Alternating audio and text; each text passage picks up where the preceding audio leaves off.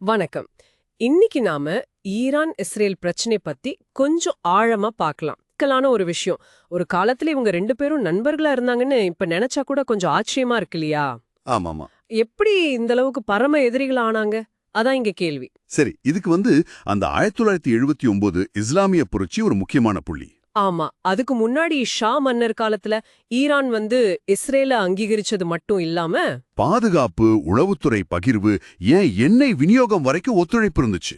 ஆனா 1979 புரட்சி எல்லாத்தையும் மாத்திடுச்சு. தலைகீழா மாத்திடுச்சு. அப்போ அந்த புரட்சிக்கு அப்புறம் என்னதான் நடந்துச்சு? அயத்துல்லா கொமேனி இஸ்ரேல ரொம்ப கடுமையா விமர்சிச்சார் இல்லையா? ஆமா, பாலஸ்தீன நிலத்தை ஆக்கிரமித்தவர் அப்படின்னும், அமெரிக்காவ பெரிய சாத்தான்னும், இஸ்ரேல சிறிய சாத்தான்னும் சொன்னாரு. அப்போ இஸ்ரேலை அழிக்கணுங்கிறது ஈரானோட வெளியுறவு கொள்கையில ஒரு பகுதியா மாறிடுச்சான். ஓரளவுக்கு ஆமா. இது வெறும் அரசியல் நிலைப்பாடு இல்ல. இது ஒரு ஆழமான சித்தாந்த வேறுபாடு. அதாவது, புரட்சிக்கு பின்னரான ஈரான் ஷியா இஸ்லாமிய கொள்கைகளை அடிப்படையா கொண்டது. அவங்க பார்வையில இஸ்ரேலோட இருப்பே ஒரு பிரச்சனைக்குரிய விஷயம். இந்த சித்தாந்த வேறுபாடு தான் அந்த பகைமைக்கு ஆணிவேர். இது வெறும் நிலத்தகராறு மாதிரி இல்ல. சரி, சித்தாந்தம் ஒரு பக்கம். இன்னொன்னு ரொம்ப முக்கியமான விஷயம், ஈரானோட அணுசக்தி திட்டம். ஆமா, இது இஸ்ரேலுக்கு மிகப்பெரிய கவலையா இருக்கு. இஸ்ரேல் இத அவங்களோட இருப்புக்கே நேரடி அச்சுறுத்தலா பாக்குது. ஆனா ஈரான் என்ன சொல்லுது? நாங்க அமைதி நோக்கத்துக்காக தான் செய்யறோம்னு ஈரான் தொடர்ந்து சொல்லிட்டு இருக்கு. இதுல இஸ்ரேலோட கவலைகளும் அவங்க எடுத்ததா சொல்ற நடவடிக்கைகளும் என்ன? குறிப்பா அந்த ஆபரேஷன் ரைசிங் லயன் பத்தி. ஆமா, இது பல வருஷமா தொடர்ற ஒரு பதற்றம். ஈரான் ரகசியமா அணு ஆயுதம் தயாரிக்கிறதா இஸ்ரேல் நம்புது. அதை தடுக்க இஸ்ரேல் பல வேலைகள் செஞ்சதா சொல்லப்படுது. அதாவது விஞ்ஞானிகள் கொலை, சைபர் தாக்குதல்கள், இப்படி வெளிப்படையான மறைமுகமான நடவடிக்கைகள். சமீபத்துல நடந்ததா சொல்லப்படுற அந்த ஆபரேஷன் ரைசிங் லயன் தாக்குதல்கள் கூட இந்த பயம் எவ்வளவு அதிகங்கிறத காட்டுது. ஓகே, இப்போ நேரடி மோதல், அணுசக்தி இதெல்லாம் தவிர்த்து இவங்க ரெண்டு பேரும் அதிகமா மறைமுகமா சண்டை போடுறாங்க இல்லையா? ஆமா, அதான் உண்மை. ஈரானோட அந்த எதிர்ப்பின் அச்சு, ஆக்சிஸ் ஆஃப் ரெசிஸ்டன்ஸ் பத்தி கொஞ்சம் சொல்லுங்க. லெபனான்ல ஹிஸ்புல்லா, காசாவுல ஹமாஸ். சரி, ஈரான் இந்த மாதிரி ஆயுத குழுக்களுக்கு, ஹிஸ்புல்லா, ஹமாஸ், யெமன்ல ஹூத்திகள், இவங்களுக்கு பணம், பயிற்சி, ஆயுதமெல்லாம் கொடுத்து உதவுறதா இஸ்ரேலும் மேற்கத்திய நாடுகளும் குற்றம் சாட்டுறாங்க. எதுக்கு? இஸ்ரேலை சுத்தி வளைச்சு ஒரு அழுத்தத்தை கொடுக்கறதுக்கு. ஈரான் நேரடியா சண்டை போடாம இவங்க மூலமா இஸ்ரேலுக்கு தொந்தரவு கொடுக்க முடியும். இது இஸ்ரேலுக்கு பெரிய பாதுகாப்பு சவால்.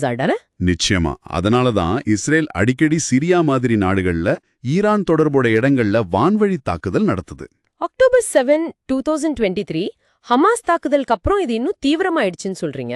ஆமா, இந்த மறைமுக போர் ரொம்பவே சூடு பிடிச்சிருக்கு. அப்போ இது வெறும் பாதுகாப்பு பிரச்சனை மட்டும் இல்ல, மத்திய கிழக்குல யார் பெரிய ஆளுங்கிற ஒரு பெரிய அதிகார போட்டியும் இதுல இருக்கு இல்லையா? கண்டிப்பா, இது ஒரு பெரிய பிராந்திய ஆதிக்க போட்டி. சிரியா உள்நாட்டு போர்ல இது நல்லாவே தெரிஞ்சது. அங்க எப்படி? ஈரான் அசாத் அரசுக்கு ஆதரவா இருந்துச்சு.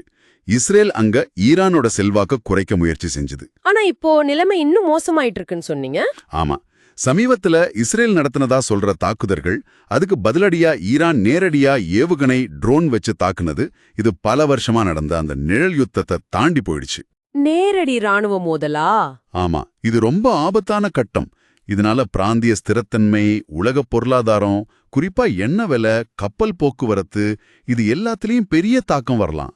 அணு ஆயுத பரவல் பத்தின கவலையும் அதிகமாகுது. அப்போ இந்த பதற்றத்தை குறைக்க ஏதாவது வழிகள் இருக்கா?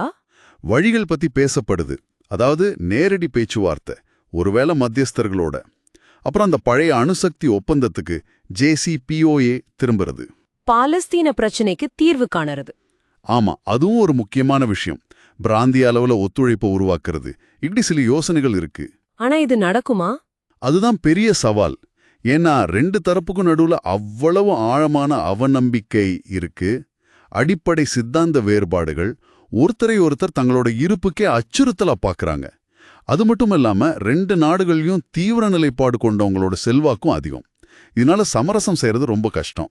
ஆமா, ஆக மொத்தத்துல ஈரான் இஸ்ரேல் உறவுங்கிறது பல விஷயங்களோட ஒரு சிக்கலான கலவை.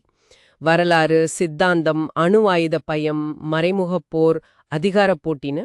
ஆமா, எல்லாம் பின்னி பிணைஞ்சிருக்கு. இப்போ நேரடி மோதல்களும் நடக்க ஆரம்பிச்சிருக்கிறது நிலைமையை இன்னும் பதற்றமாக்கியிருக்கு. சரி, இதெல்லாம் வச்சு பார்க்கும்போது உங்களுக்காக ஒரு கேள்வி யோசிக்கிறதுக்கு.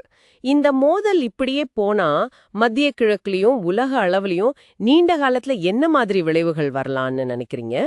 அதே மாதிரி ஈரான் இஸ்ரேல் பத்தின தன்னோட நிலைப்பாட்டையோ அல்லது இஸ்ரேல் ஈரானோட அணுசக்தி திட்டம் பத்தின தன்னோட நிலைப்பாட்டையோ எதிர்காலத்துல மாத்திக்க வாய்ப்பு இருக்கா? கொஞ்சம் யோசிச்சு பாருங்க. இன்னைக்கு கலந்துரையாடல் இதோட முடியுது. நன்றி.